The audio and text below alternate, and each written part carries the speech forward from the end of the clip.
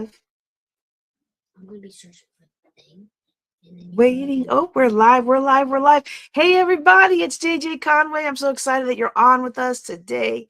I do have just one quick little announcement.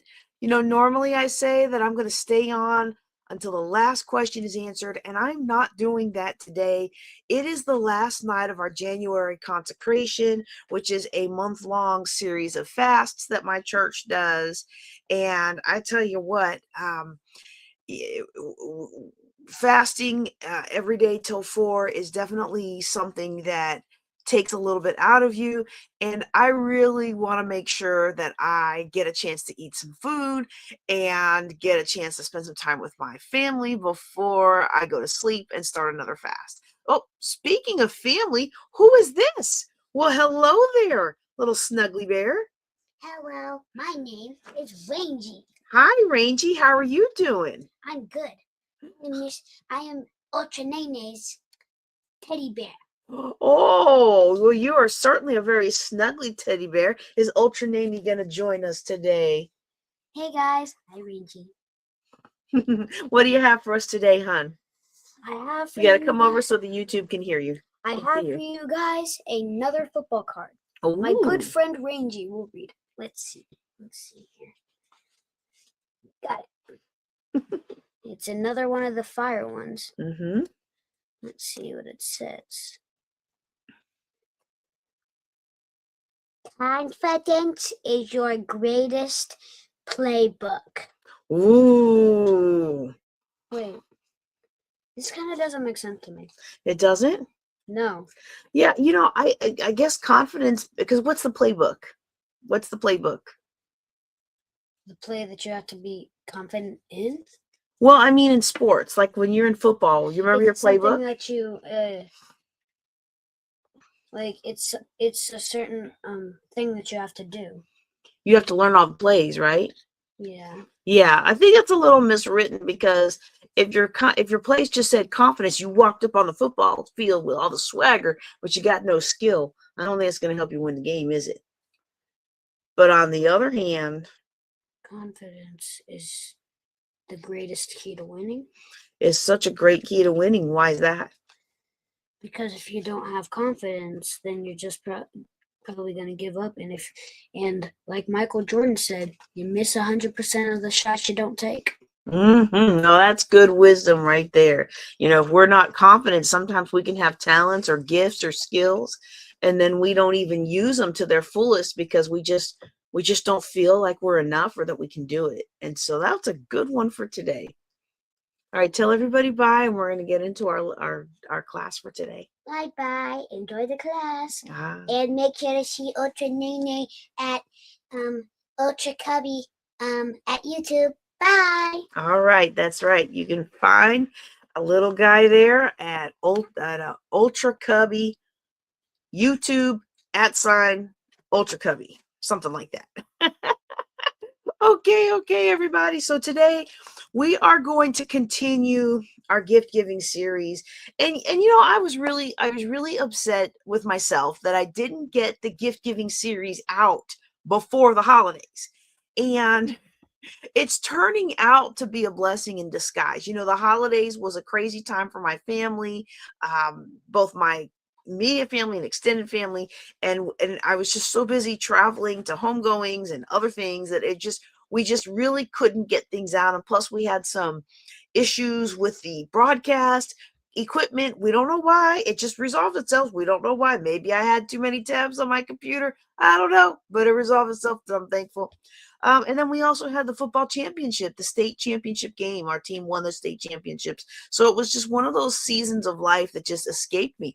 But now, helping my clients deal with the aftermath of the holidays, paying back all the bills that they have to pay, finding how they're going to plan for next year, and then some folks dealing with the aftermath of really having an unfulfilling holiday season. And I am not a doctor. I am not a counselor. I don't play one on TV, and I didn't stay at a Holiday Inn last night. All right.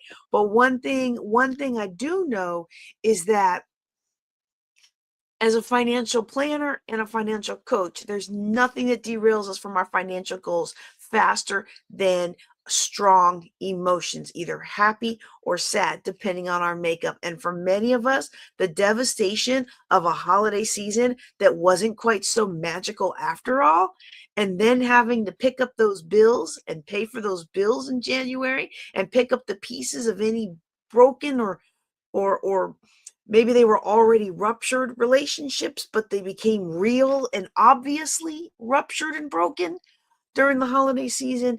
Yeah, that can really lead to a lot of frenetic and destructive money habits. And so that's why I'm really glad that we're talking about these things. And so last time we did a series on we talked about unwanted gifts, what to do with unwanted gifts. And y'all know I don't have a problem regifting. Now if you regift me something that I gifted you, I would kind of rather you let me know that this isn't something you like, because because I wouldn't want to buy it for you again, and if you wait a year, I may not get the hint. I might have already bought you the same thing again because you oohed and awed over it, right? But I know that everybody's not like that. So we went through all these different options. We used the results of the online poll that I did. And so that was really a lot of fun. With that though, last year I remember one of my most popular talks was actually kind of an accident because we were talking about what if you spent money and time and effort on gifts and you got nothing in return. How hurtful and painful is that, And it led to a whole teaching on the levels of friendship. And I think that's really going to be important to revisit that during this holiday season. Okay. So let me just take a quick drink here. Please give me some likes or loves if you can hear me okay. I did not plug in the earbud today because I can't find it. If you look at my desk, you can probably be like, I know why she can't find it, because this is even bad for me. Like, it's bad when I'm like, oh, this needs to be cleaned up. Like, I've got stuff precariously balanced, and I'm hoping I don't knock anything over while I'm teaching tonight. So we're going to work on this tomorrow. And I'm sure I will find those. I will find that earbuds. But we've also tried different headsets and things like that. And we had one that was sent to me, and we thought it was going to work last time, and it looked good. Ooh, it looked good on the camera, y'all. It looked so good. I looked good with that headset. I looked all kinds of professional, like back when I used to have my mic in front of me. Y'all, I loved it how it looked. But you know what? That mic didn't do a thing. It did not do a thing. And I was all having a little guy lean into the mic, and it was doing nothing. It was doing nothing. It was all through the camera. So anyhow, now that we've got that settled, I think we've got enough people on to go ahead and dig into our topic today. If you find that you are constantly buying for others, maybe you just don't want people to feel left out. Maybe you remember what it was like when you didn't have when you didn't have gifts, you didn't have a lot of money, and you remember how hard it was to buy gifts. And so when you see somebody struggling, that single mom struggling, you want to give her kids something, maybe you're constantly buying for others because you feel like you're new, and you feel like you got to be friendly to get friends. Like that's practically a scripture. Well, not practically, it is a scripture, right? He who will have friends, or a man who would have friends, must first show himself friendly, right? That's a scripture. True. And scriptures are true. I believe they are true. This is not a religious podcast, but they are true. Oh, y'all, I did not even introduce my podcast. All right, let me finish this thought, and then I will introduce the podcast. And so that is a scripture. It is true, in my opinion. But you know what? It's not a scripture that applies to every single situation regarding making friends. You are not going to be friends with everybody. Oh, and if you are calm, really calm, to make a huge impact by disrupting status quo, you are probably going to have a very small inner circle. So when it comes to gifts and you feeling sad because you gave all this effort and you got little in return, I want you to understand others may not consider you as much of a friend as you consider them. And while that hurts, I know. One of the most common things I get on my private classes is, wow, that's a little harsh. I'm like, I know, because if I sugarcoat it, you won't internalize it. So while it hurts, it's important to observe. And I'm going to talk a little bit about how this played out in my life before I started observing it. And then we're going to tell you what to do about it. Okay. But before I do that, let me welcome you to the Ladies of Wealth podcast. I am so excited to welcome you to our live recording. We do take this live recording, we split it up, and we post it out on all the YouTube channels. We've got Spotify, we've got I think still iTunes. Google, I think, changed to YouTube podcast or something like that. I got to figure out how to get on Netflix podcast. So if anybody's got the hookup for that, I'll help you, sister, out. All right. But we're on Ghana, in India. We are in all kinds of podcasts all over the world.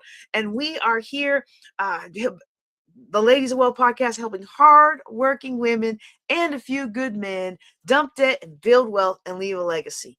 And it's my pleasure to welcome you to our live recording Thursday nights.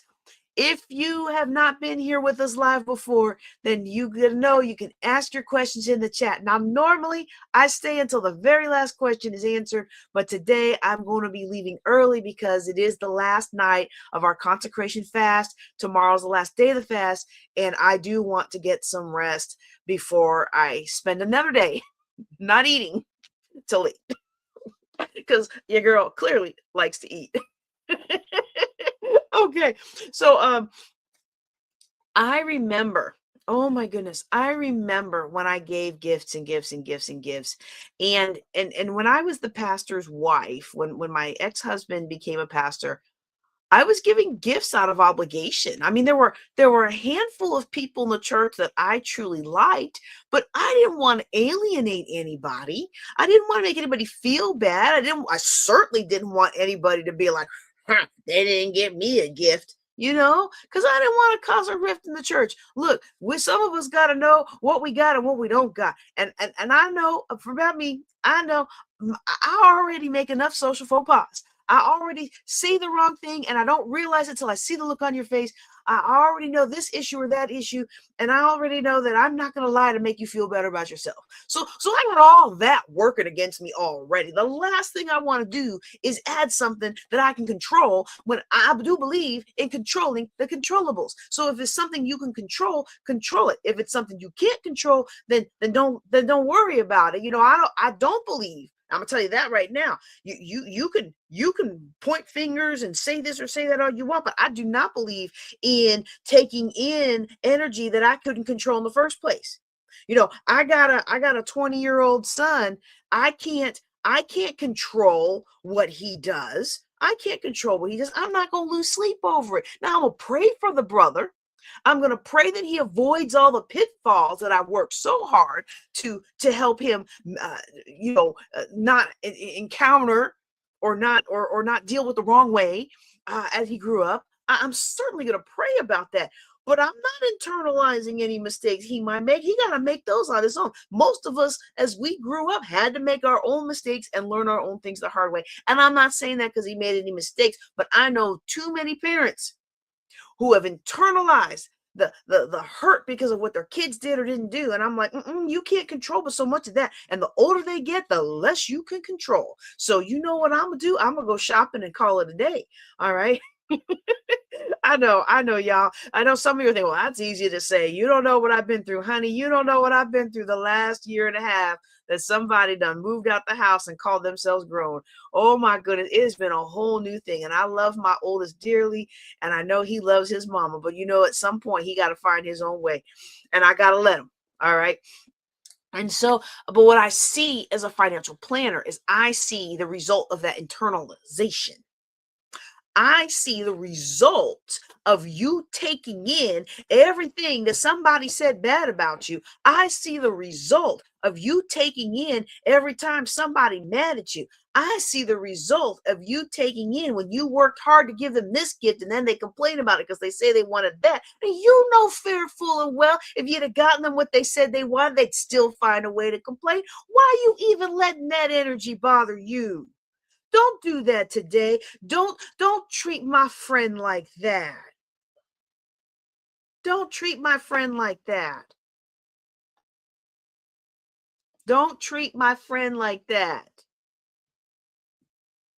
Don't treat my friend like that.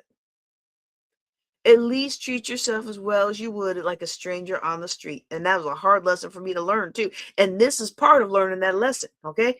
So I did all those things for everybody. I didn't want anybody to feel left out. I didn't want to cause any more international incidents than I already did.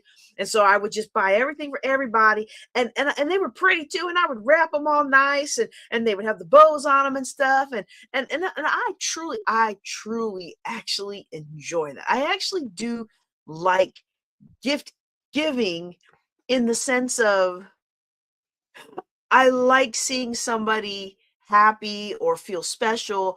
I'm just not very good at it. And I used to really love gift wrapping, but now I'm like, that's a whole lot of work and nobody cares. So I'm not even going to bother. Let's put that in a bag, fluff some stuff, done. Okay. But I did all those things, and the church Christmas tree looks so nice. It looks so good. But I'm going to tell you what never happened. There was never anything under that tree for me.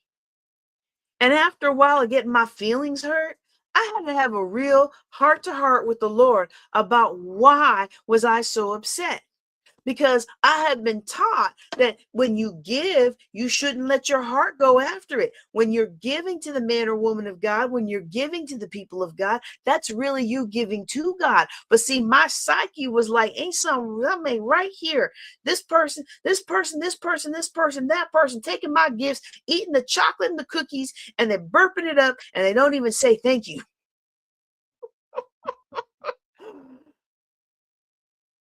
And I had to dig in deep and figure out what was really going on. And what was really going on deep down inside. I know you're stronger than me. You're more confident than me. You ain't never had this problem. You have never had this problem. Everything you've always done has been strategic and perfect. And you have never overextended. I know that. I can't even say it with a straight face. You know why I can't say it with a straight face? Because most of y'all watching me today, you've been my clients.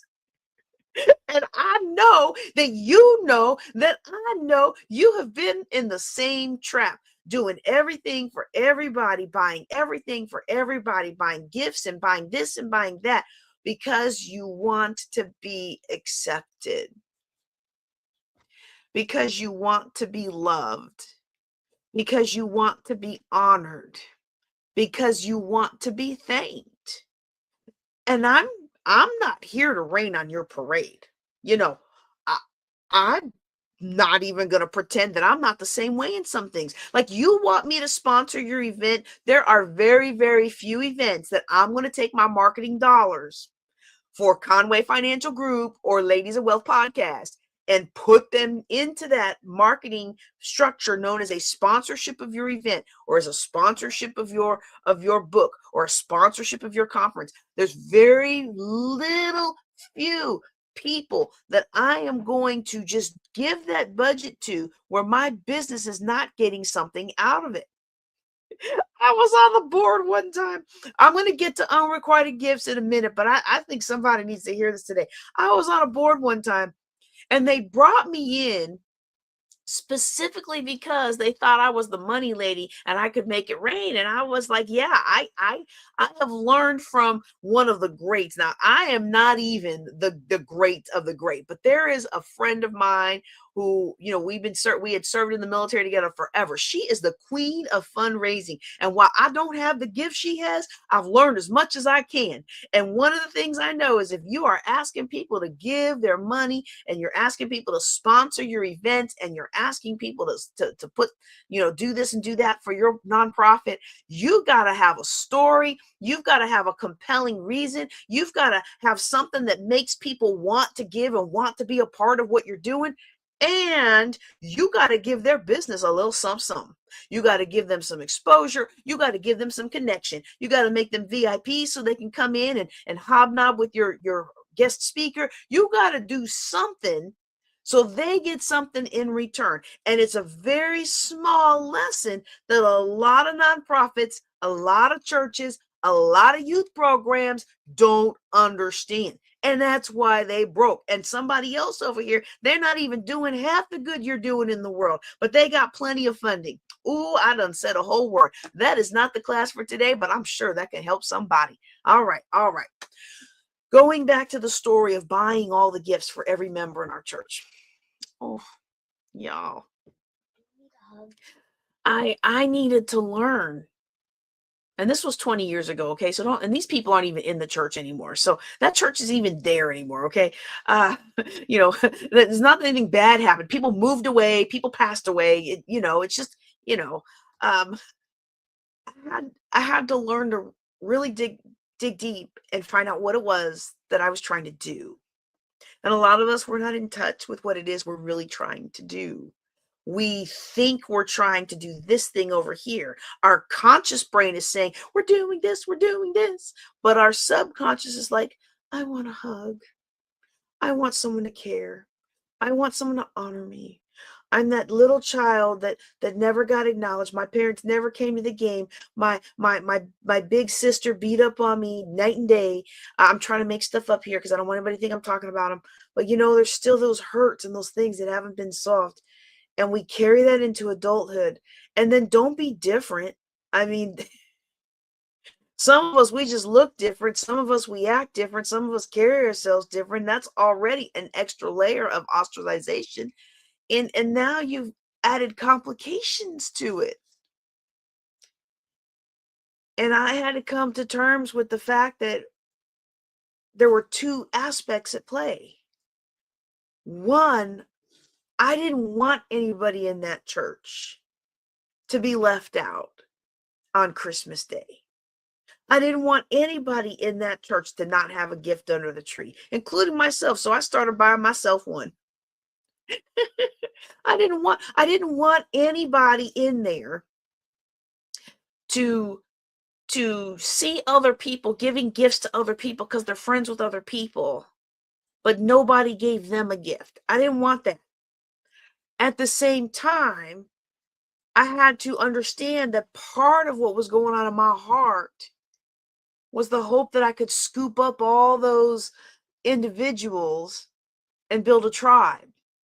And that wasn't what the Lord called me to do. He didn't call me to build a tribe. He called me to give gifts as part of the ministry, but he didn't call me to build a tribe. That's why I was trying to build this tribe of people who weren't receptive to me, who did not resonate with me. And to them, I don't even want to say this because it was not my heart at all. To them, it appeared like I was trying to buy friendship. And I don't know how it appears, the things that you're doing. But if you're in an unrequited gift situation, it could be one of many things, many things. This is not the only couple of things. But it could be that you're giving to people who perceive it, or maybe there's just one queen bee who perceived it and they've kind of influenced everybody else, that you're just trying to buy friendship. It could be that there's people that perceive it as weakness because we treat them so bad, and yet she's still buying us gifts. It could be that the people that you have surrounded yourself with just don't care.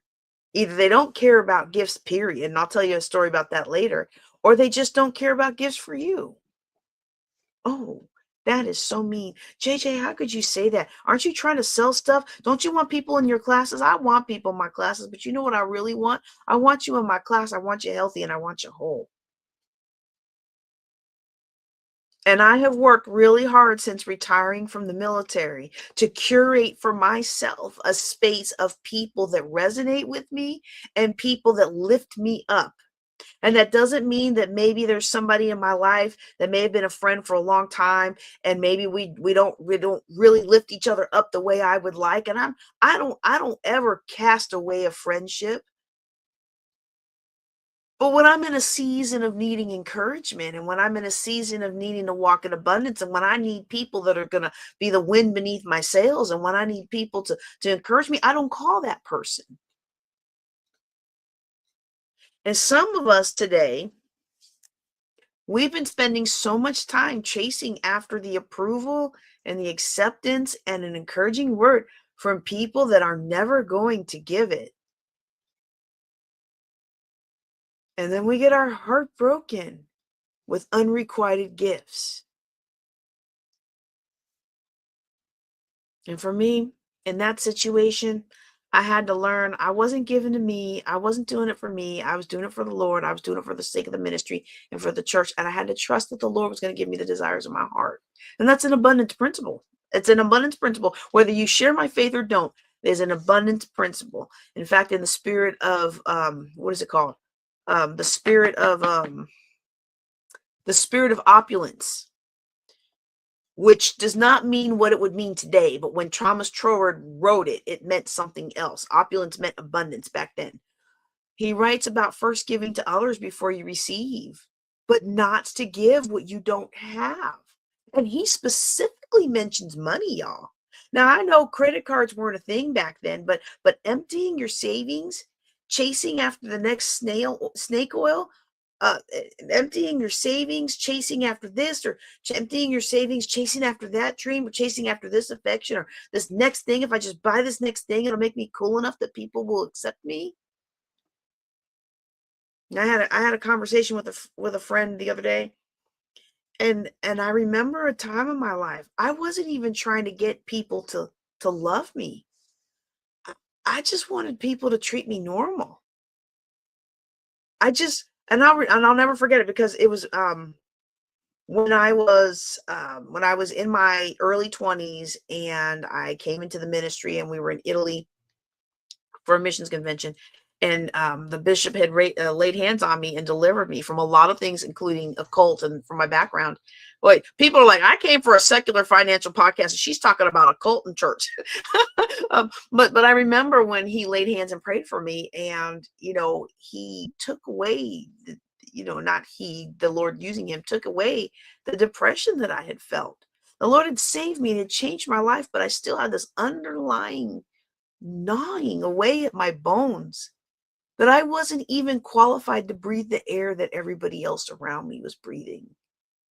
And because I had such success in the secular world, even that early in my young career, people would be like, oh, it's false humility, or, oh, you're pretending. No, I felt horrible about myself. I thought I was the worst person in the world. Now, granted, I had spent a lifetime up to then being told that, and I believed a lot of what I'd been told. I never challenged it. I didn't have any evidence in my life that I was anything else. But some of us have been chasing after stuff for a long, long, long, long time. We've been adding more and more letters after our name. We've been adding more and more accolades at our job. We've been chasing this elusive thing that other people outside of us can't ever give us. No matter how much money, time, and energy you spend on them. So when Thomas Troward wrote, to only give what you have, he was very emphatic about not giving money that you can't afford to give. He said, give of what you do have. There's all kinds of forms of abundance. Some of the big types are financial, relational, physical, abundance of self-expression, spiritual abundance. And he was like, if you don't have abundant finances, well, what do you have in abundance? Can you bless people spiritually? Can you help them physically? Can you help them on the relational plane? I mean, some of us are really good connecting people with others. Some people's relationships are worth way more than dollars. So I chose to give to others in the one plane, physical, the gifts, knowing that the Lord would repay. And I know that some of those members didn't get many other gifts around their tree. And the only way to give them something sweet without upsetting the others was to buy for everyone. So it was just part of my spend plan. It was part of the cost of making sure everybody had at least one gift for Christmas. And I began to notice a curious thing in the rest of my life as well. I began to notice that people didn't really gift me things or acknowledge special days for me.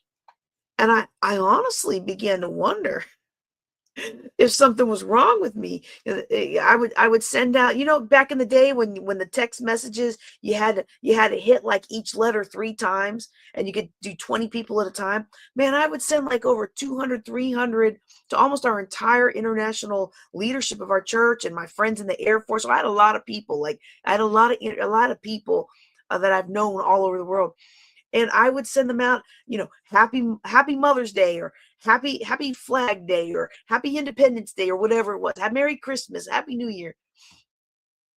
And I began to wonder if something was wrong with me until I took the Train the Trainer for FireOB, which is a personality assessment that explores your desire for inclusion, control, and affection. Okay. And this assessment, it's a really, look, y'all, if you've never done it and your teams are tired of like the true colors and the disc and all that we do over and over and over again, this assessment is actually a really great one for teams that have become stagnant and jaded against each other, because they're tired of other team building efforts because it feels like the same old that we're always used to in corporate training, right? But in this particular FireOB, on the control, it measures how much control you want over somebody and how much control you want other people to have over your workday. Do you like being told what to do and how to do it? Or do you like being told what needs to be done and figure it out your way? When it comes to inclusion, it looks at whether you want to be included in group dynamics and decisions, or do you prefer to work alone and make your own decisions? It also measures affection. Do you like to give affection to others? And do you like to receive affection from others? A very powerful test. And some of you would be very surprised at the results. And what surprised me, y'all, oh my goodness, every single person in the group, my work center. So this was a training of a group of us that went out and trained other Air Force leaders. And all of us in this training team scored with a low need for others to show them affection, except for me.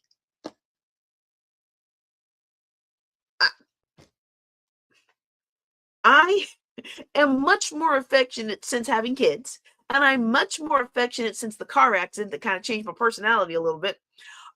But I was not by nature a very affectionate person. Like I care, but I was like, and I'm still, the Lord is still healing me of foot and mouth disease, right? He showed me how to season my words in grace, and I really, y'all pray for me, because I'm still seeking a nice way to like say, stop whining about the same thing over and over, and let's do something about it, right? Like the Lord still hasn't. That's something I just haven't solved yet. The Spirit hasn't given me the answer yet. So I really did not expect that my score was going to come out to need so much affection. I'm going to tell you what made me realize the guy was right, that the test wasn't messed up. He said, you probably give everybody a birthday card and you get sad when nobody remembers your birthday. And you do nice little things for people when you can, but you don't see people do that for you. Y'all, I almost started crying in my uniform. And that's a big no-no for women leaders in the military, okay? And he said, the next time that happens, don't take it personal. Just remember, everybody else in your office has a low need for affection. They have a low need to give it and a low need to receive it. How powerful that was. Gotta be honest, I simply stopped doing it. I still give Christmas cards, but that was about it. And guess what? Nobody cared. Nobody's feelings were hurt. Nobody mentioned it. They just didn't care. The other thing that I began to notice in this journey, and again, this was 20 years ago that I started coming to this awareness. And I hope, I've heard people say, well, I used to be this and I used to be that. And I look at them like 20 years later and I'm like, it's 20 years, you still like that. So I'm not gonna pretend I'm all the way delivered. But one of the things that I noticed is I just wasn't really good at giving gifts. I try to listen for clues of what people might like. And a long time ago, when I had like 3 bedrooms and no kids, or 4 bedrooms and no kids to put in them, right? Like I had a gift giving chest of drawers, right? And I would shop throughout the year and I would keep things in this gift cabinet, dresser, drawers, whatever you call it. So I would always have the perfect gift. Ooh, I would always have the perfect gift. Oh, so-and-so might like this. I'm going to get this for the next time I need to give them a gift. But you know what? Those gifts were not well received. And I might have one or two stock gifts on hand because of, being a mom, last minute birthday parties. But I don't have them. I don't have a whole chest of drawers full of gifts anymore like I used to. Man, I would go through, somebody was going out of business. They had really nice stuff and I could get like, $30 or $40 things for $1 or $2. Man, I'd buy up the whole store because I knew those gifts would go somewhere. I was good at going through the checklist and I had an occasions calendar to tell me when people's birthdays and things like that. I need to get that back again. I need to get back into that because my phone, it be dropping birthdays. And I'm like, it drops notes, like birthdays and anniversaries and notes. I'm like, you're supposed to be the best phone out there. Anyway, iPhone rant off. Although, okay, let me just do an aside, y'all. I'm so excited about this. The iPhone now has a send it later feature. If you have not seen this yet, you have got to go out there and let me send a text. Let me send not send, but let me pretend I'm sending a text to my husband. Okay. When you go, there's a new option now. I don't know if y'all can see that on that camera that says send later. So for all the issues with the newest updates, right? That's actually a cool one. That is one of the biggest features that I have missed from having an iPhone, switching from Android to iPhone. Now, if they could just give me back my broadcast messages, now I would love that. For those of you who've never had an Android, a broadcast messages, you send it to a group, but they can only respond to you. They don't see everybody and their brother who's in the group. So I love that because I can send a message and ask people's opinions, but everybody isn't swayed by the opinions of everybody else. That plus the send later. Oh, y'all, look, it's on. Like, people are like, why don't you respond to my text? Because I read it at 3 a.m. and I know that if I open it up, it's going to show you I read it, but I can't respond to you at 3 a.m. I'm going to look crazy. I am crazy a little bit. The Lord still delivered me of that, but I don't want to look crazy. Anyway, I'm really excited about that new feature. Oh, if they could give me my broadcast, I might become an iPhone believer. All right. Now I just have it now because it works well with my husband and the people around in the circles that I'm running in right now. But okay. I was talking about this gift thing with somebody the other day, and they were like, I was telling them how I had all these gifts and everything, and she was like the face, that t-shirt that says if my mouth doesn't say it, my face will, and her face was like, gifts aren't your love language, so you're not in tune with how to gift. Tell you what, y'all, about 15 years ago, I went to one of those church dinners. I think I may have said this when we did the buying gifts thing. We did the white elephant gift exchange, and I bought something I really liked, and then I got stuck with a blanket. The $5 blanket. You're like, the minimum is supposed to be 20, right? But it's a $5. They show up with, y'all, 1 year. Why my child talking about he got the best gift of the group? The minimum of the gifts was supposed to be $25. And this person showed up with an old, crumpled, reused, small, not even a nice big one, small paper bag with the little handles, like the 50-cent bag in Walmart, filled with 2 of those $2 candy canes of candy, and then 2 theater candy boxes. They spent like $4.50 on that thing. And my child was like, oh, I got the best gift. And I had told him, get the gift I brought for you. He didn't care about that gift. He wanted the candy. You know what? The way to my oldest heart, I don't know if his lady friend is watching, but the way to his heart has always been food. But anyway, I go to the store. I go to this one party, and I got the $5 blanket because I didn't do what I do now back then. But this is what caused me to start doing it. I'm gonna tell you in a second. The person who pulled my gift went on about how stupid it was, how horrible it was, and who brought this. And everybody else started laughing too. Yeah, you're getting stuck with that. Who would have bought that? That's something somebody got from work, and they just threw it in here to get rid of it. I was so embarrassed. I wanted to take it from him because he didn't want it. but I was so embarrassed and I was new to that town and I was trying to make friends and I just didn't want them to know that I was the one who brought it. Ooh, in hindsight, I probably should have. They're the same group of friends where I gave the little boy Play-Doh at the first birthday party my son ever got invited to. And I was over $800,000 in debt. And so, Play-Doh was a luxury at that point, but I didn't know what to get a 7-year-old boy. My son was only 4 at the time. And, you know, they expected me, being the high ranking person, to give an expensive gift. And it was small too, because it was Play-Doh. So they saved it towards the end and then they opened it up and they were like, oh, you got this so it could get all in my carpet. Oh, yeah, I was so humiliated. So maybe I should have just took it anyway. I was never going to get anywhere with that group of people, right? And I wasn't stationed there very long. Anyway, from then on, my one rule for all them white elephant gift exchanges, I'm going to bring something I want. And I usually go home with it. I didn't last time. I was gonna, but the person who stole it from somebody else, they actually wanted it. And so I was gonna let them have it, and then somebody else stole it from them. And I don't know if they were just trying to make me feel better because I was hot. Like, how you gonna talk bad about that? It's the most expensive gift on that table. Anyway, I have learned, I said all that to say, I have learned I am not a good gift giver. I'm just not good at it. And maybe that's why I'm not offended if you regift something I gave you. I mean, I even asked my husband last year because we got him this big old thing of meats and cheeses from the Swiss colony. Y'all ever heard that? Well, he didn't like it, and I'm I'm not super mad because he told me and my son could have most of it, whatever we wanted. I guess what he didn't realize is whatever we wanted, we sat up all night eating that gift. We ate, and we did save him. We saved him some little cakes, the little cakes, and we saved him a few sausages and cheeses that we thought he might like. But I'm gonna tell you what, me and Philip, we sat up watching anime. We tore that gift up.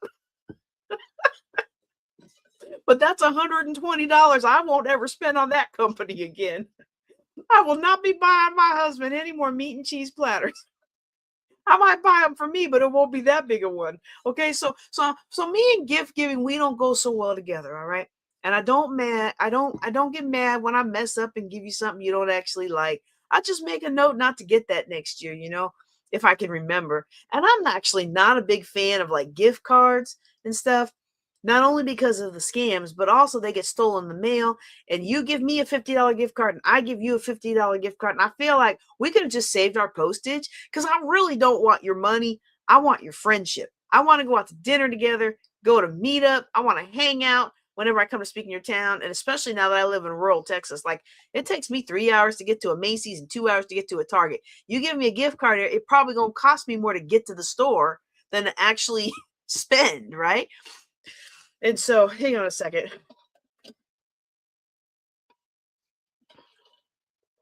Oh my goodness. For those of you who are just joining us, we're at the end of a month-long fast.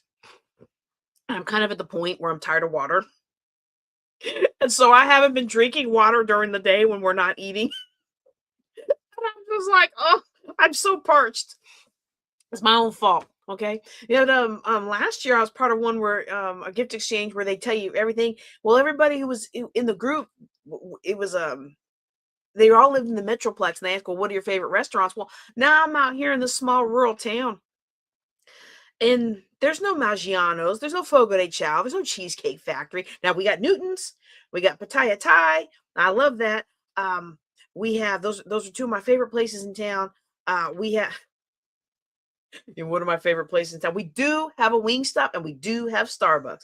Our Starbucks we have a second. Yeah, we have a second Starbucks and a Chick-fil-A now and an Ulta and a TJ Maxx. I'm telling you what, this town is on the map.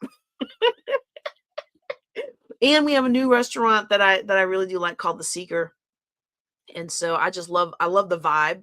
It's such a intercontinental vibe. I love it. But I mean, I I kind of got distracted thinking about all the food. What was I saying? Oh, because I'm like, wait, people complain about the college growing, but I'm like, you got the college growing, going D1, got me a Hobby Lobby and a TJ Maxx and a Chick-fil-A and an Ulta. I ain't complaining.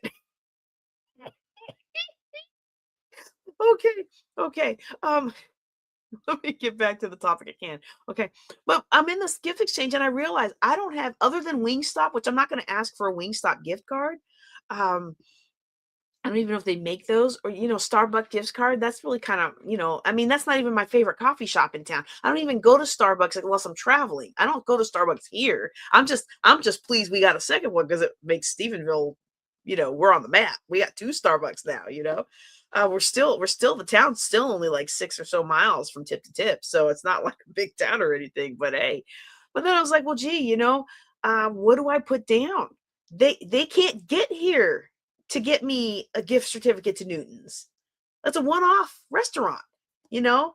I don't know. Maybe they could go online and get me something to the Seeker, but they're not going to be able to get anything that's in the price range of this gift exchange. So I was just like, well, gee, if I can't put down something I want, then they can't get me something I want. And it's like anything that we do in life. Garbage in, garbage out. If I don't give you good inputs, I can't expect that later to get good outputs, right? And so a lot of times we don't feed the system quality inputs. That's really what I was trying to get at with this, okay?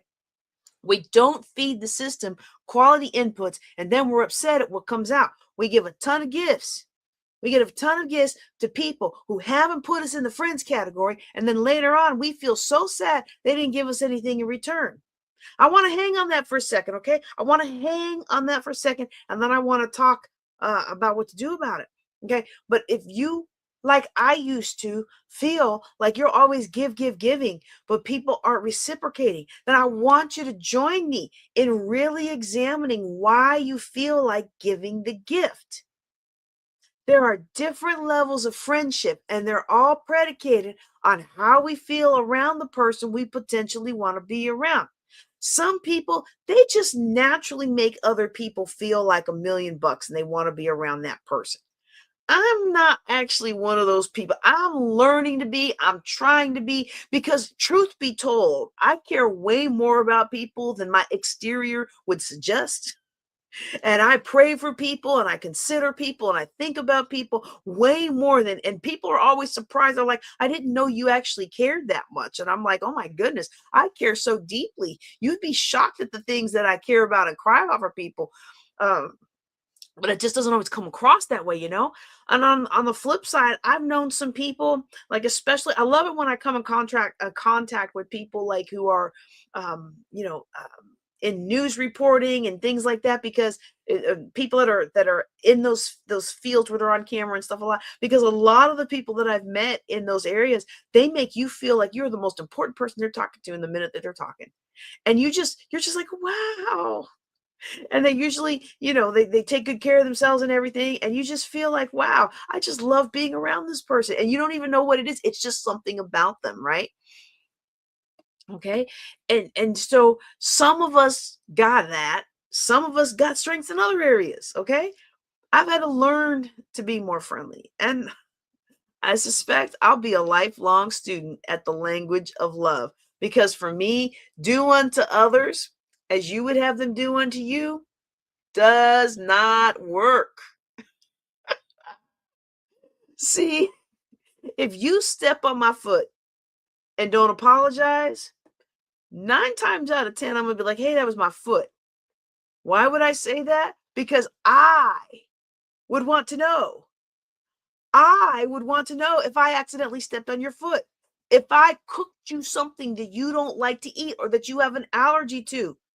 Now, I'm not going to want you to say that's nasty, but I'm not going to want you to lie and say, "Ooh, that's so good. I love it." Because if I think you like it, I will make more of it for you. That would be a waste of my time and money. And you wouldn't like it. Now, if you tell me, here's a better way to scrub the dishes. Here's a faster way to get through Walmart. Unless you're trying to sell me something, I'm all ears. Okay. You got a way to do something that makes my life more productive, helps me to get done quicker. I'm here for it. But other people, not so much. Excuse me.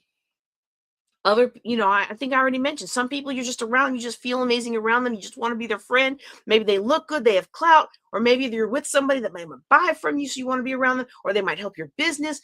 Rarely do people approach a new contact and try to build friendship because they want to bless the other person.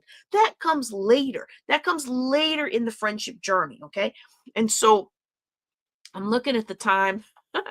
If you are listening to me as part of a Ladies of Wealth podcast, I just realized that we're at 50 minutes. And even if I try to edit, I am not going to get this down to one podcast. In fact, that was just the intro. I'm going to have to figure out if I can possibly cut that down to 30 minutes, or if I'm just going to do a 2-part intro, because I feel like the stories were fun. If you feel like the stories were fun, let me know, because if the stories weren't fun, I don't want to put them on the podcast, right? But if you are listening to me as part of the Ladies of Wealth podcast, I want to encourage you to go and listen to the next episode, because we're going to continue this discussion. Okay. Oh. All right. So one of the things that we have to do to combat this feeling of unrequited gifts, and I know one of my emails that went out today said unrequired gifts. I guess autocorrect got me on that one. But if we feel like we're giving, and we're not receiving a lot in return, or we're not receiving enough in return, or we're not receiving, I don't want to make it sound like the only reason to give is to receive. That is a main reason that people give. But if you're a person that gives because you love to give, and you haven't surrounded yourself with people who give because they love to give, then you need to, as I mentioned earlier, curate for yourself an environment of people that like to give the same way you like to give. Now, if you're one of those people that is like, I wish so-and-so would stop giving me these gifts, and it makes me feel like I'm obligated to give them something, and I just don't, there's no need for all that. Well, for you, that's a different journey. You're not really who I'm talking to, although you could use a few things that I'm going to talk about. Okay. And so what we're going to go into right now are the levels of friendship. And I'm going to qualify this by starting off, I am not a psychologist. I am not a psychiatrist. I am not a counselor. I am not a doctor. This is not a perfect list. I didn't stay in a Holiday Inn hotel last night. I don't play a doctor or lawyer or any of those things on TV. This is just what I've learned from living, and I hope that it will help you too. It's helped me, help hundreds of clients over the years who are struggling with overgiving or undergiving, or expecting more from relationships than the people are giving. Now, you may not, I want to say this, okay? Oh my goodness. I don't, mm, mm, mm, mm, mm. There are people who are predatory. Come into their life, they show you the moon. They make you feel like the most important person in the world.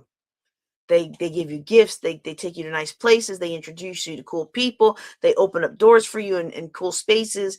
And they just make you feel like together y'all are amazing. They might even, if it's romantic, they might tell you that nobody's ever understood them like you do. If even just in a friendship, they'd be like, wow, I've never connected with somebody like you. I've been waiting to meet somebody like you all my life. And I understand that feeling, because when you're an odd duck, sometimes it's very rare to find somebody else who's just as odd as you are. When you find them, you're like, oh, kindred spirits, right? And so I get that. But we have to be very careful of that, because sometimes unrequited gifts, where you give, and you don't get much back in return, could be because the person you are giving to ensnared you into what is going to become, if it has not already become, an abusive or predatory relationship.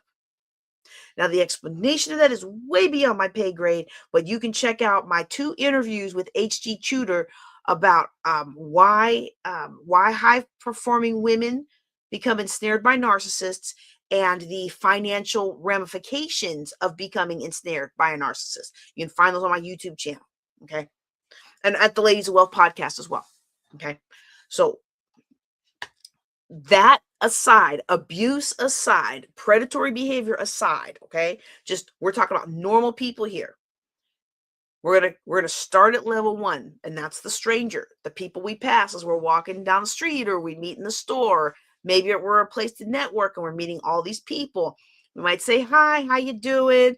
We don't expect a long drawn out, my wife left me and my engine blew up on the way over here, okay? Now, if we do get a sob story the first time meeting someone, it could be genuine. I know I've done that to someone who seemed to be caring when I'm traveling, especially when my dad died. But usually that's a scam, okay? If you didn't know that, now you do. Level 2 is acquaintances. This is somebody you've met, two friendly people in line at the department store can become quick acquaintances right there on the spot. Someone like me could be behind you in line like 3 or 4 times in a row and never say hi. Because I'm not the person that random strangers ever really want to talk to, right? Like when I say, wait, let's say I talk to the cashier. Like I do try to talk to the cashier. I always try to look them in the eye. If they have a unique name or a unique pin or something like that, I want to praise it and because I appreciate them. They're doing a thankless job. And 9 times out of 10, anybody in a service capacity, all they get all day is dumped on and torn down. And so if I can lighten somebody's day just a little bit in appreciation of the fact that they are working and I'm not standing in the self-checkout holding up the line trying to figure out where the barcode is, I'm gonna praise it. I'm gonna put a smile on their face if I can. Okay, being a cashier is a thankless job. They have to bear the brunt of management's poor policies, and it makes all the difference when somebody can look somebody in the eye. you know I noticed, somebody taught me that when I was actually in the military. They taught me to look people in the eye and thank them, and that people in certain service categories never have anybody look them in the eye and actually connect with them. And I began to notice, I can be in a line. There can be 5 people ahead of me, and I might be the first person who looks them in the eye and smiles. So if you don't purposefully do that yet, go ahead and try. You're gonna brighten somebody's day. And look, they might still bruise your apples, especially if they're college kids with no clue on how to pack stuff, because nobody eats fresh fruit anymore, right? And they don't know to be gentle with it, but you'll still make their day. That positive energy will come back to you in other ways, all right? Anyway, let's say I get the same cashier and she's nice. She has an interesting story. I love to ask the young adult cashiers, especially what they're studying for, or if they're not in school, what job is this a stepping stone to? Because for most people, most young people, cashier is just a stepping stone job. Now, there's some of us who are a little bit more mature. We've retired and we realize we need a more engagement with people. So we might come up with some work to do, but it's not really, we're not climbing the corporate ladder. We're not funding another dream. We're just getting engaged with people, And I've met many enterprising young people that way, So let's say I come back a 3rd time, we start chatting. How's your little guy? Is your mom home from the hospital? Now we're acquaintances. Okay. I'm still not buying her a birthday gift, okay? But if I'm choosing lines and I'm seeing her and someone I don't know, I'll choose her line and assure that I'm going to have a good experience that, who knows, might lead to friendship or my next employee one day, right? Well, unless her line is like crazy long, I'm going to go where I know that I will have a nice, pleasant experience, and I know that I can brighten their day, and I know that they can enjoy chatting with me, and we can uplift each other's energy. Okay, so that's level 2, acquaintances. Okay, so now, wow, some of the comments are very interesting. Body by donuts. Well, it's been a while. It's been a while since I had a donut. Okay, let's see. I got distracted there. I want to come back to that later though, because people don't believe that people do things like that. And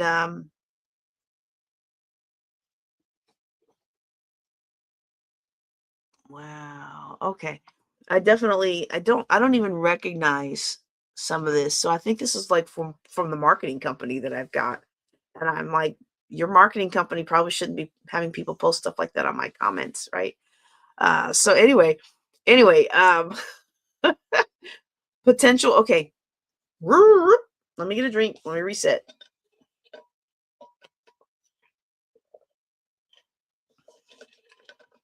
All right. So level 3, we talked about level 1, that's a stranger. Level 2 is an acquaintance. You kind of recognize them, but they're not somebody that you know deep down inside, but they're somebody you recognize in the street or in the store. Level 3 is a potential friend. And this is where we're getting an effort to get to know each other. Like we might go to lunch together. We might go to a ball game together. We don't know each other really well, but we enjoy each other's company in the setting that brought us together. Okay. And we want to get to know each other well. So like maybe we meet each other at work and now we're slowly taking that relationship outside of the work center. Maybe we volunteer together in a nonprofit or a church. And now maybe we're going to meet for coffee or for lunch, or we're going to go do something together outside of it. Like there's someone I was serving with in one of the boards that I was serving with. And as I travel more as a speaker, I'm wanting to get better about wigs. And wigs, when you're in the military, I just pulled my hair back in a bun. I didn't care about my hair. Well, now I kind of care. And I kind of lost out on like 30 years of when all the other ladies were looking cute. I didn't learn all those wig skills. And she had some medical conditions that she was getting over. And so she was also wanting to go wig shopping. So I was like, okay, well, let's go together. Let's go shopping together. And let's be in this together, just get to know each other. So let's level 3. Now, the problem for a lot of us that have these unrequited gifts where we feel like we're giving and people aren't giving back to us. We need to be careful not to put potential friends in the friend category too soon. I'm so guilty of that, y'all. Oh, I'm so guilty of that. Or I think someone's a potential friend when they're really an acquaintance. So example, I was at a I was boy, all of my examples today are church related. Sorry, y'all. But yeah, I'm not sorry. I'm sorry, but not sorry. And in fact, the older I get and the more established I get in my business, the less sorry I get. Like I had a business leader who removed me from her lineup because I wouldn't take my church stuff off my page. And I'm like, I'm a pastor. I can't not talk about church sometimes because I'm a pastor. Like, I don't want to be all in your face with scripture and make you feel like you got to edit yourself and be uncomfortable around me. I really don't like it when people do that. I want people to be able to feel comfortable. I want them to feel God's love and acceptance with me. But at the end of the day, I'm who I am. And so anyway, with this example, there was this large church. I lived in a state that did not have a Church of the Living God International, and so even though I still retained my minister's license, I was with this fellowship with this big church, and I enjoyed the singles group. And they had a Valentine's Day party, and everybody was invited, and it was one of those things where you have to buzz to get into the building. And I got there with me and my son. We drove an hour to get there. My oldest was pretty young and he was quite tired, and we couldn't get anybody's attention. We could see them, but nobody would open the door for us as we buzzed. And I didn't want to disappoint him. We'd already driven an hour, and he could see some of the friends some of the big kid friends, that he knew from the party. So I didn't want to disappoint him. And we thought they didn't see us. Well, we eventually tailgated and found out that people did see us, but I was almost 40 and they were in their 20s. Now, we were all singles, but I wasn't the kind of single that they were really catering to. And I didn't get the memo because I had other friends who were just as old as me who were in that group. The difference was those friends, those two guys were single men, and I was a woman with a child, a divorcee with a child. Totally different context. They didn't think I was actually invited to the party. And now this does tell you a little bit of a difference in generations, because the 40 plus people that, 50s, 40s, 50s, 60s would invite you in and be polite, even though you weren't supposed to be there, right? The 20 somethings are like, nope, you're not supposed to be here. Why are you here? Why are you here? And we still had a good time. I'm young at heart, but it was a strong reminder those folks weren't potential friends. They were acquaintances. And had I realized that, I wouldn't have traipsed my son an hour away for a Valentine's singles party. I would have declined the group invite and we would have just done our own thing. Maybe you guys all go, maybe I'll have a book club. Maybe like me and my son have been in the Promise the last year. And sometimes you're with people several times a week, and those groups get intimate real quick. Some groups do, some groups don't. Maybe some groups get intimate, but you're not a part of that. You think you are because you're hearing all these intimate details of somebody's life, but then you notice they give each other gifts and you don't get one. And that's a sign that they don't consider you a friend or a potential friend. Oh my goodness. I'm sorry. I know that this is a downer. I was actually trying to be more encouraging, but I still work with a lot of autistic young adults. And I find this to be one of the hardest things to understand. Yet once you understand it, I find it to be very freeing, because a lot of times those of us who are giving, and we're not receiving from the people we give to, it's because we're giving out of this pressure, this obligation, this fear. We're not giving because we truly just want to put a joy on somebody's face. And again, if you missed the earlier episode that we recorded earlier in the evening, go back and listen to it. I am not saying that you should spend your whole life, all your money, time, and energy giving and giving and giving and never expecting anything back. That is not what I'm saying here.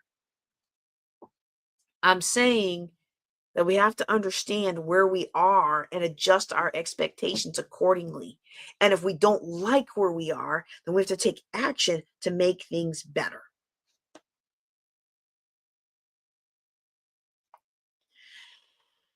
All right, let me take a quick drink here. I am almost done for tonight.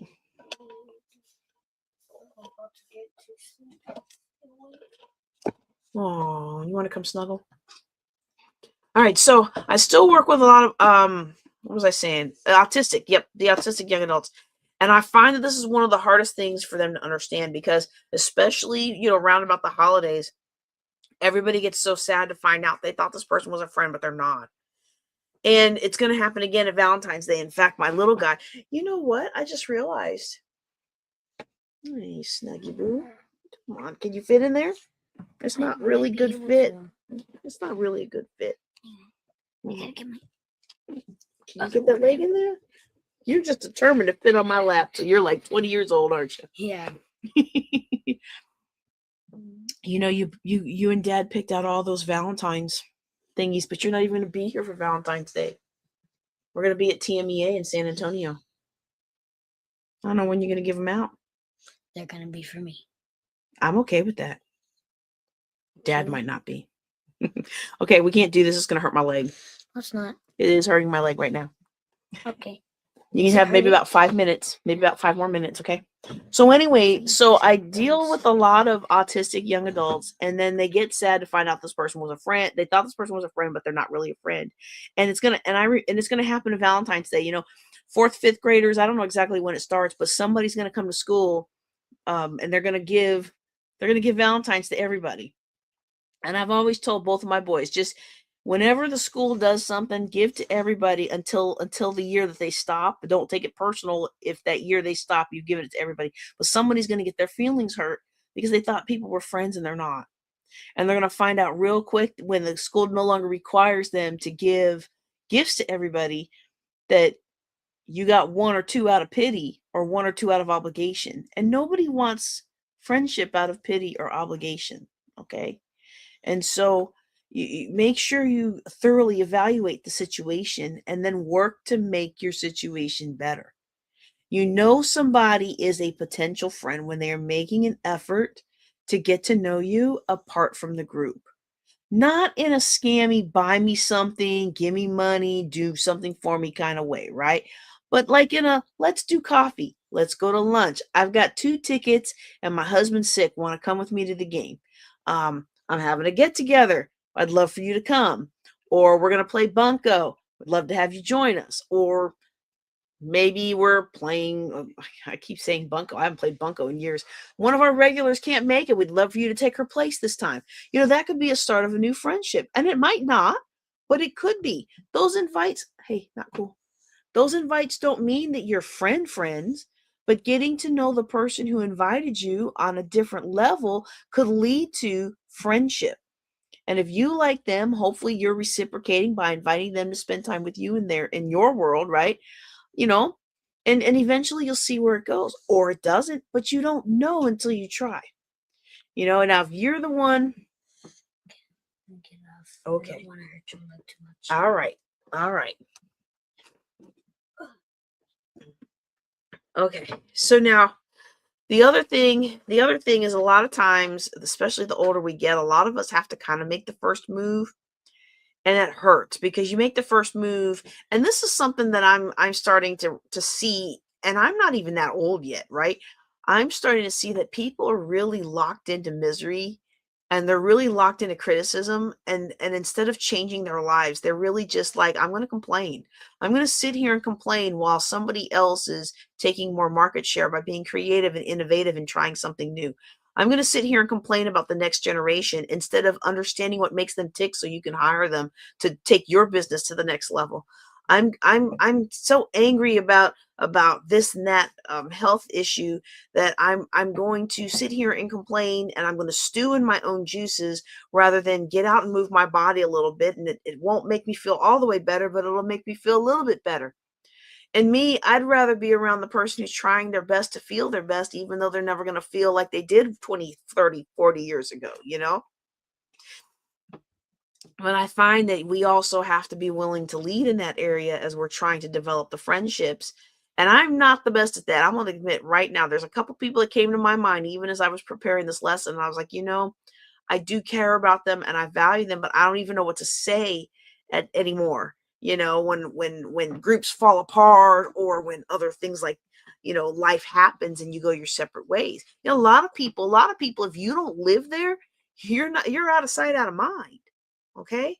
And you were stationed together for 5 years, and y'all gave gifts, and y'all did dinners, and y'all did shopping, and y'all did everything, and they moved and you moved, and you're still sending gifts, and you're wondering why they don't text you anymore.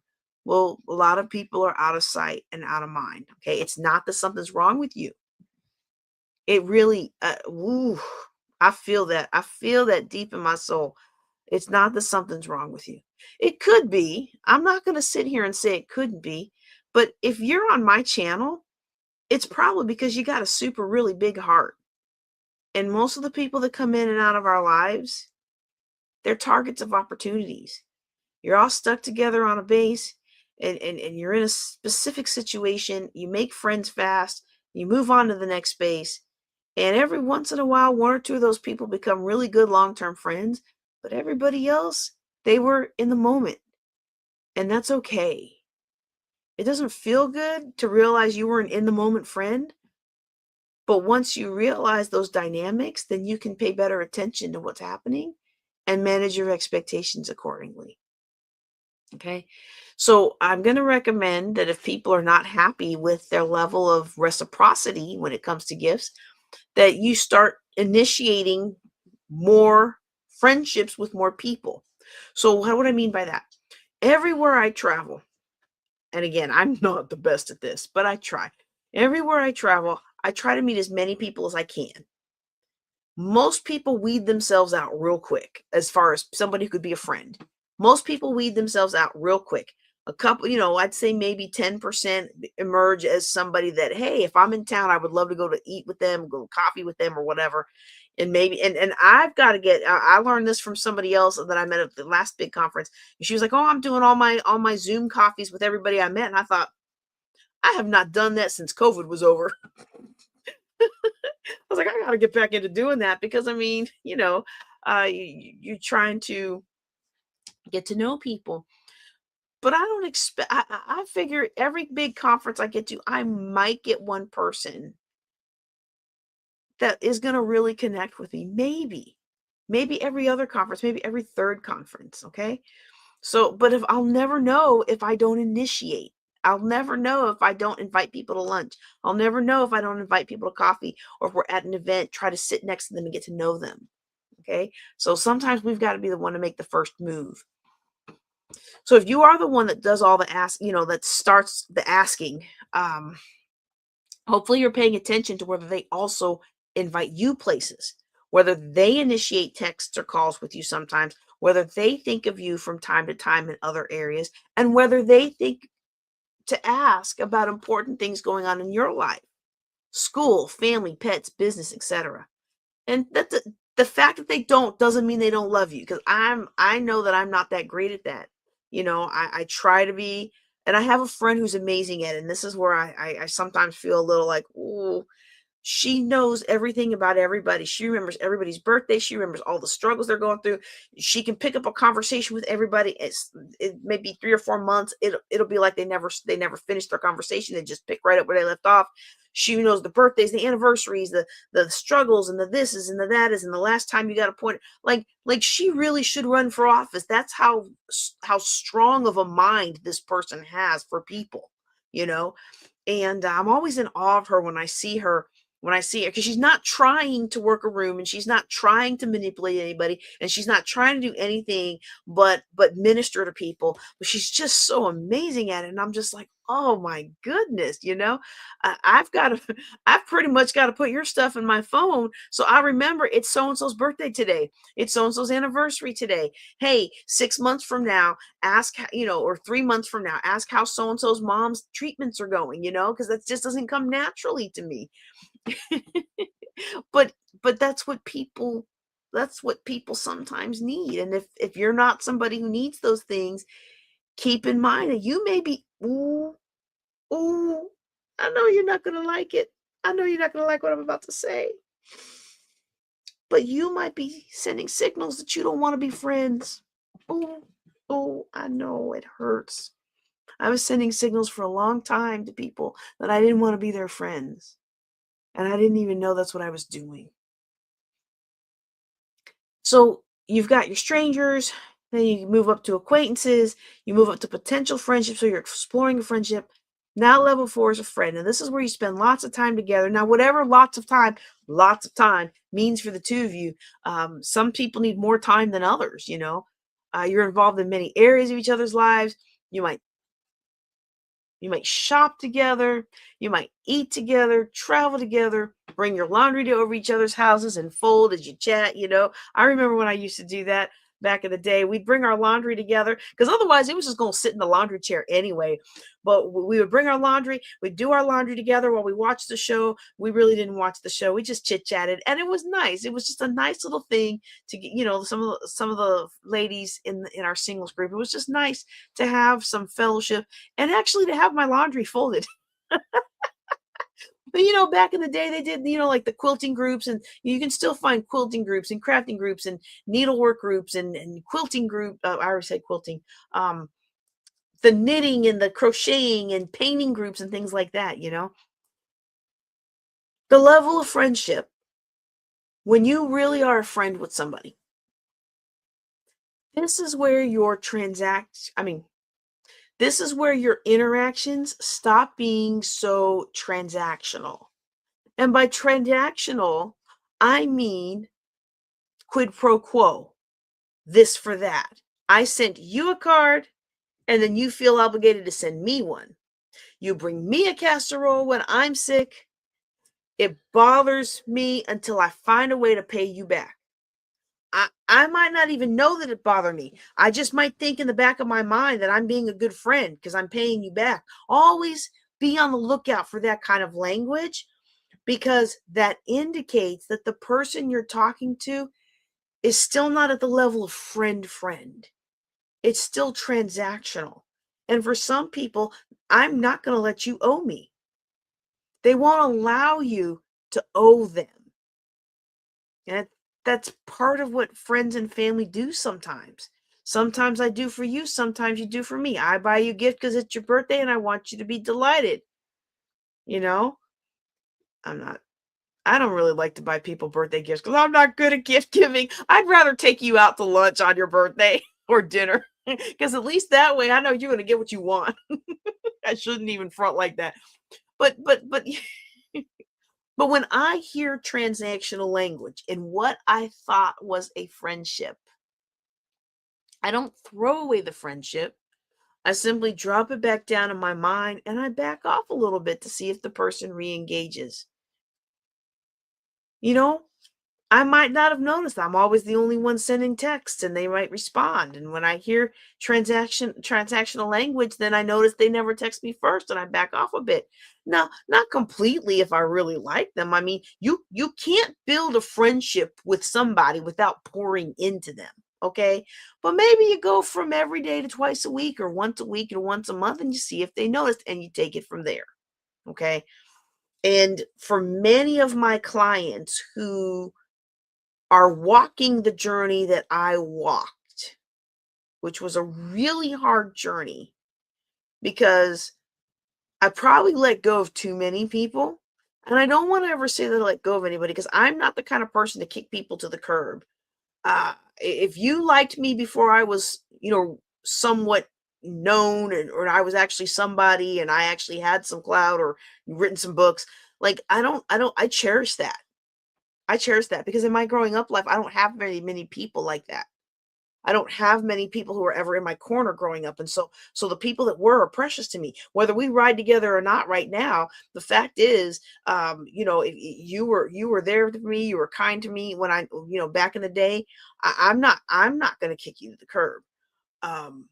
But if I don't need what you're offering in the moment, I might just back off a little bit of reaching out or of saying anything or of inviting you to things because you always say no. And so I just, okay, I'm not gonna forget where I came from or anything. But for me, when I look at these levels of friendships, I find that I had to let go of interactions that made me feel bad about myself. And some of those interactions, like I said to somebody one time, because I mean, it was like 6 months to a year later. Like they hadn't even, I don't know if they didn't notice or what, but they're like, well, why'd you disappear out of my life? And I was like, I didn't disappear. I just stopped, I just stopped volunteering information. I'm still there. I'm still on your phone. I'm still in the group chat. I just stopped. And they were like, well, why'd you stop participating? Like, because every time I did, I felt like I was getting criticized. They literally called me up to criticize me for feeling criticized. And I was like, I'm sorry. I got all these issues going on in my life. I got all these health issues. I got these lumps and these bumps and these things. And I'm not even trying. Look, y'all can take that. I don't need that in my life right now. Let me get through this season of my life. And if I get through it, okay, y'all will be there when I get back. Your criticism will be there when I get back. But sometimes, y'all, we have to give permission to people to speak into our lives. And some of the things they say may not be pleasant for us to hear. But everybody doesn't get a vote. Only your level 5 friends. Those are your close friends, your inner circles. These are your ride or die buddies. These are the people that you will go to the ends of the earth for when they need you. Your friends are somebody, I hope this never applies to me, but your friends, they say, are someone you call when you end up in jail. Your close friends, your inner circle, those are the people who you end up in jail and they're in the cell next to you. And most of us have very few actual inner circle friends.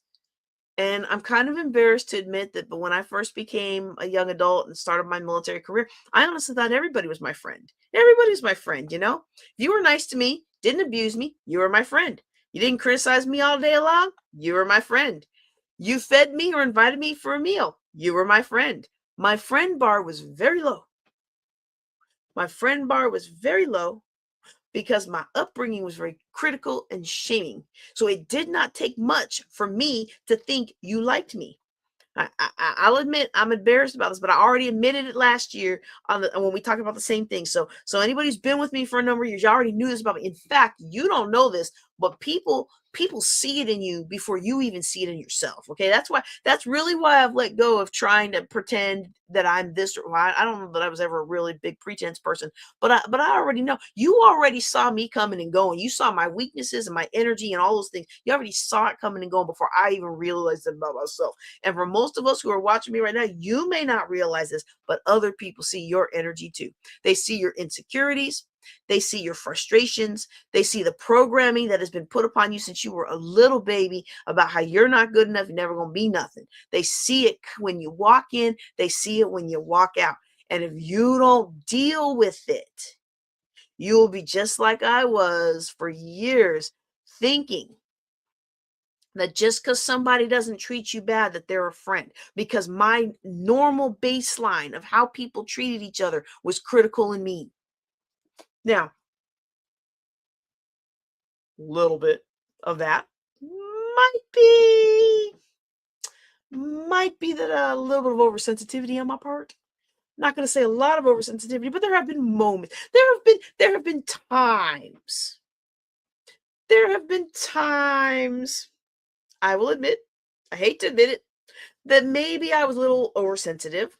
Maybe I took things the wrong way. There have been those times, okay?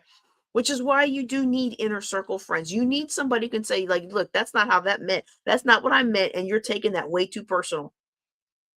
And you need people like that. Because a lot of us, the only people that say stuff like that are people that are trying to scam us. And so we need people that we can trust. And you say, well, I'm 40, I'm 50, I'm 60 years old, and I don't have inner circle friends anymore. The ones I had either died off or they changed with whatever. I'm not even going to start naming stuff. That happens. That's why we must continue to meet new people. Okay. Ooh-wee. Okay. I know I have said a mouthful. Okay. But the bottom line, we just came through this holiday season. Some of us out there, we went out and spent lots of money we didn't have to buy gifts for people who did not care. We made all the cookies for everybody, and nobody so much as said thank you. You gave all your clients a free copy of your latest course, and then you got your feelings hurt when nobody registered for it. Now, look, I would get my feelings hurt too. Look, send me your course. I'll register for your free course. You can teach to me. I mean, seriously, okay? Let me just do a quick aside. Whoop. I remember when I used to have Maxwell Mondays. Y'all remember Maxwell Mondays? Who remembers Maxwell Mondays? Send me a PM if you PM me your Cash App if you remember Maxwell Mondays, and I'll send you a little something. I stopped it because John Maxwell himself started doing Maxwell Mondays, and I was like, well, I can't compete against the man himself at lunchtime. But some of us have been taking advice from people who we thought were friends, but they just wanted to sell us coaching or other products. And we were so desperate for someone to love us and to care about us that we fell for it. And some of you fell for it over and over. And I'm here to let you know, I love you. I care about you. I want you to succeed. I don't need another gift from you ever again. Now, don't get me wrong. I love for you to give me a gift. I love for you to buy my courses. But if you take these videos and you go out and change the world, or if you're listening to the podcast, if you're not on us with us live recording on Thursdays and you're listening to me as part of the podcast and you go out and change the world, that is all I really need to be happy.